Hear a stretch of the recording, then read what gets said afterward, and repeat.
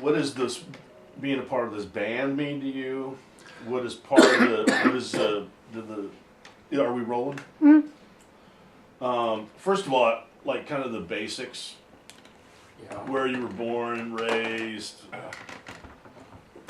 So I'll just run through the questions. Where were you born and raised? I was born in Berkeley. I was raised in the East Bay. Wait, Bob, could you start over there? Could you start the part over? I was born in Berkeley. I was raised in the East Bay, and then, whoops, what happened? Did I do that? I don't know. I think I did that. It's, no, it Unless wasn't you. it burned out. No, there it goes. No, that's not good. Okay. Okay, just, Set it slowly. Don't step on the cord. yeah. Okay. Starting over. I was born in Berkeley, California. I was raised in the East Bay until I was about 8 years old. Moved down the peninsula where I was, went to middle school and high school. It was down the peninsula when I was in middle school that this whole circus with the Grateful Dead started. When I was in 7th grade, the school that I was going to was in Redwood City. Was not really known for its academics, but its behavioral problems. My parents put me on the waiting list for a progressive private school called Peninsula School. And by the end of Christmas vacation of my 7th grade year, there was an opening at that school. And I started attending that school right after the beginning of the new year, which was 1960, I believe. And later discovered that the person that I replaced was named Bill Kreutzmann. So very early in the game we had crossed paths, and it wasn't until several years later, obviously, that I knew who he was or how he fit into the puzzle later on. Who did you meet first? Jerry. I met Jerry first.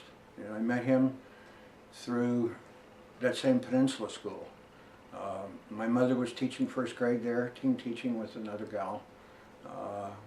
And they had a very unique approach for teaching 1st graders to read.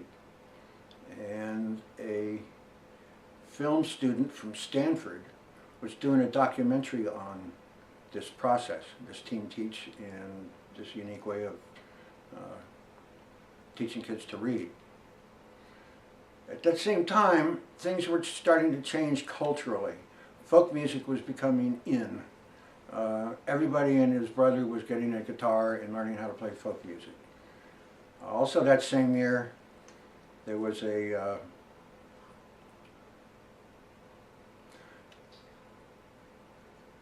is that going to be all right? Okay, yeah, we can edit. I can edit.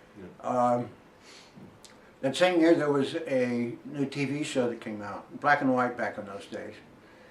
And it had a theme song that was played by Lester Flatt and Earl Scruggs. And the theme song was to the Beverly Hillbillies.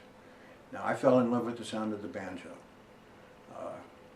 But there weren't any banjo teachers around that we could find. There was lots of guitar teachers. My mother happened to mention it one day at school when this film person was doing this documentary, and she responded and said, "Oh, you need a banjo teacher? My husband plays banjo." And her name was Sarah Garcia. And so I started taking banjo lessons from Jerry and at Dana Morgan Music in Palo Alto. And that's sort of how all of that started. I later on met Bob Weir at my high school and introduced him to Jerry. And we started a jug band. The jug band was Mother McCree's Uptown Jug Champions, which from there on the history is fairly well documented. That then became the Warlocks several years later, and then eventually became the Grateful Dead. So that's that part of it. How did it happen that you started to do sound and production work for the Grateful Dead? I can't really put my finger on any time. I can point to that as the Grateful Dead were starting their journey in 65, 66 at the Fillmore and around various venues. They were, for a while, supported technically by a guy named Bear. And the equipment that he had was high-rent hi-fi. It was Macintosh, top of the line, Altec Lansing voice of the theater speakers for on stage, and an Ampex 2-track tape recorder with big 10-inch reels that I would watch going round and round while they would perform. And somehow it got into my head that I wanted to do that. I wanted to be the person that recorded for posterity the performances of the Grateful Dead. And I went about doing that. I saw opportunities and took them, and things broke my way and led to my first record with the Grateful Dead that I was the chief engineer for was Awaxa Maxoa. That was an album that we made 2 times. We made it first on an 8-track, and then just as we were about to finish it, 16-track machines became available, and we had one of the first ones on the West Coast become available to the studio we were working at in San Mateo. And then we needed to mix 16-track, and the studio we were at, San Mateo, didn't have that possibility. So I went to a studio in San Francisco and made a deal with them. They had the ability to take 16 inputs at a time for mixing.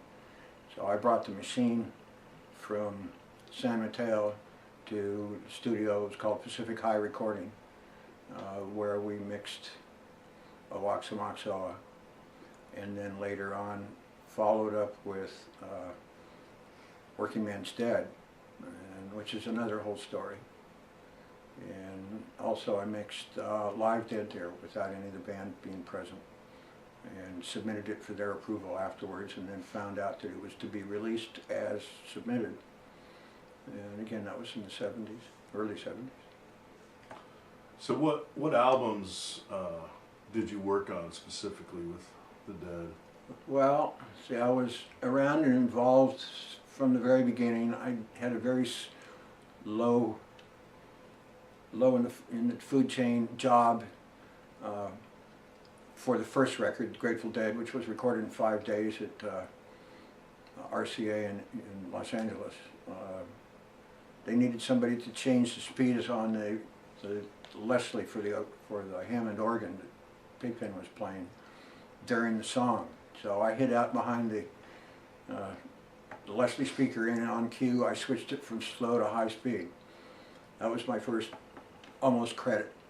And then I helped with auxiliary recording on Anthem of the Sun.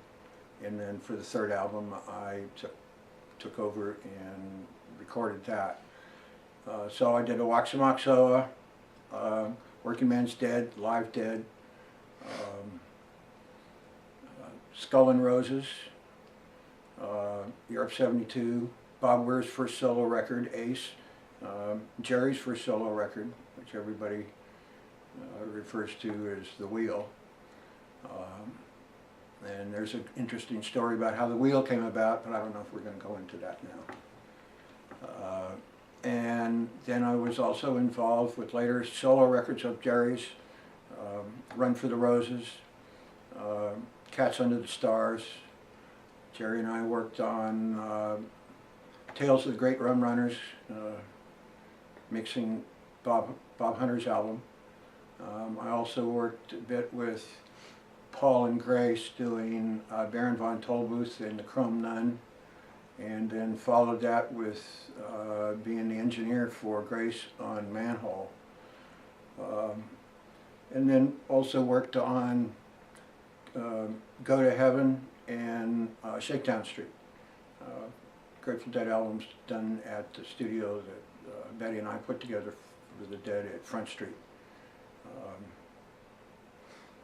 And then I've done some solo projects. In 2006, on New Year's Eve, recorded the New Riders with Purple Sage in New Jersey. I sat in on several songs, of which I am on the live album from New Year's Eve 2006. And then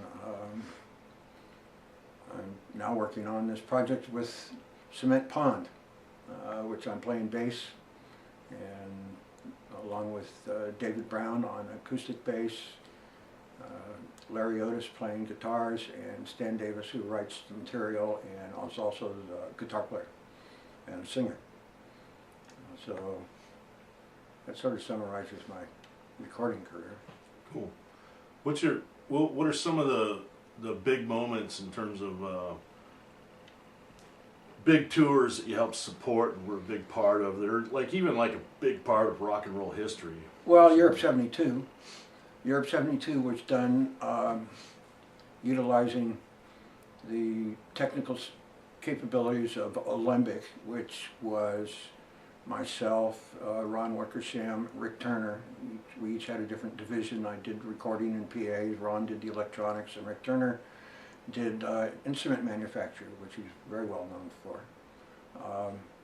And my partner at that time, Betty, and I did a lot of live recording and PA systems. Europe '72, we put together, it was a 6-week tour in Europe. We took the 16-track Ampex tape machine, and we did the PA.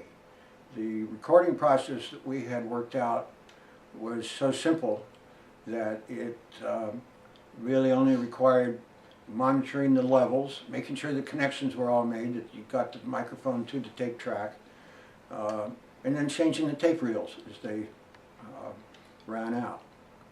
So my position was I mixed the PA, the front of house, so that the band's performance was the optimum performance we could get for the benefit of the recording. And that was, I don't remember how many different performances that was, but it was quite a few. We traveled by truck and bus through. We started in the UK at Wembley Pool, and then took the North Sea Ferry to do a show in Copenhagen at the Tivoli Gardens, and then crossed onto the continent and went through Germany, France, and then back to the UK, and then home. But that was probably one of the biggest, one of the most well organized, and still to this day one of the most released performances of the Grateful Dead from the Europe '72 tours. But the shows in Egypt, what were your challenges there, and what was that like in that environment? My position was I was a member of the crew / family. I was there to help in whatever ways I could, and at one point on the third night I did go in and work in the recording truck with John Kahn, making a live recording. It was a pretty interesting environment. There was an eclipse, it was a full moon, and some other alignment of planets, I don't remember what. But being out in the middle of the desert, the Sphinx Theater, was pretty overwhelming. I remember after packing up everything and getting out of there, just as the sun was coming up, getting on an Arabian horse and riding across the desert to this big tent party that Bill Graham had set up. And as I was riding across the sand, I had the full moon setting on one side and the sun rising on the other side of me, both at approximately about 10 o'clock and 2 o'clock, and I was riding right down, bisecting the line between them. And I thought, now this is a moment that I need to remember for the rest of my life, which I have. It's one of those moments. Yeah.